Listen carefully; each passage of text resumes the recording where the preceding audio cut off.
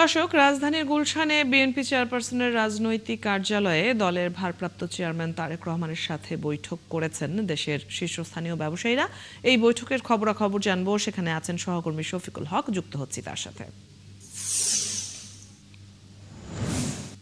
শফিকুল, বৈঠক পরবর্তী কোনো ব্রিফিং হয়েছে কিনা, ব্যবসায়ীরা কিছু জানিয়েছেন কিনা, কি জানতে পেরেছেন এই বৈঠকের এজেন্ডা নিয়ে?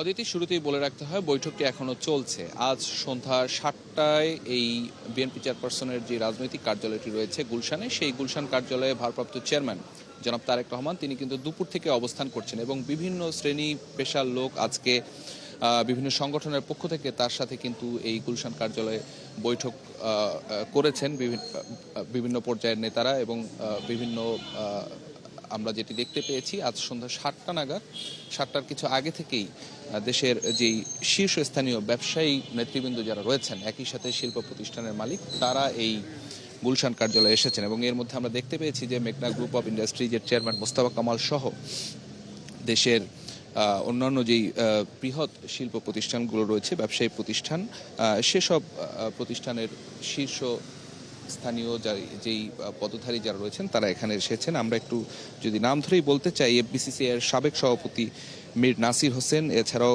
বিসিআই এর সভাপতি আনোয়ারুল ইসলাম চৌধুরী, বিকেএমই এর সভাপতি মোহাম্মদ হাতেম, বিটিএমই এর প্রাক্তন সভাপতি মতিন চৌধুরী, এমসিআই এর সভাপতি কামরান টি রহমান, বিএসএম এর সভাপতি মাইনুল ইসলাম স্বপন, বিএবির সভাপতি আব্দুল হাই সরকার, আইসিসি বাংলাদেশের সিও এবং ট্রান্সকম গ্রুপের নির্বাহী সদস্য সিমিন রহমান সহ বিভিন্ন যেই বৃহৎ যেই শিল্প প্রতিষ্ঠান বা ব্যবসায়ী প্রতিষ্ঠান বাংলাদেশে রয়েছে, সেসব নেতৃবৃন্দুর অংশগ্রহণ এই বৈঠকটি এখনও আসলে চলছে। আপনি জানেন যে ৫ আগস্ট পরবর্তী সময়ে দেশের যে ব্যবসায়িক যে অস্থিরতা এবং একটি টালমাটাল অবস্থায়, এই নিয়ে বিভিন্ন দেশের রাষ্ট্রদূত সহ যারা এই বিএনপির শীর্ষ নেতৃবৃন্দের সঙ্গে বৈঠক করেছেন, তারা কিন্তু অতীতে বলেছেন যে বাংলাদেশের যে ব্যবসায়িক যে পরিবেশ সেটি ফিরিয়ে আনা দ্রুতই জরুরি এবং আসছে সামনে যে নির্বাচন ফেব্রুয়ারিতে অনুষ্ঠিত হতে যাচ্ছে, সেই নির্বাচনে বিএনপিকে নেতৃত্ব দিচ্ছেন বিএনপির ভারপ্রাপ্ত চেয়ারম্যান জনাব তারেক রহমান এবং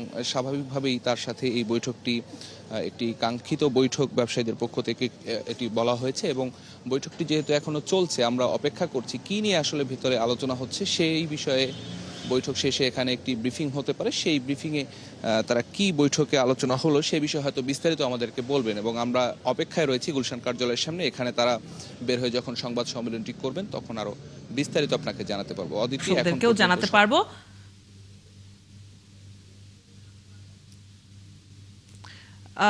শফিকুল, ধন্যবাদ আমাদেরকে এই মুহূর্তের খবর জানিয়ে দেওয়ার জন্য। যেমনটি আপনি জানাচ্ছিলেন যে বৈঠকটি এখনো শেষ হয়নি এবং বৈঠক শেষে কোনো ব্রিফিং হলে নিশ্চয়ই বিস্তারিত আমরা জানতে পারবো।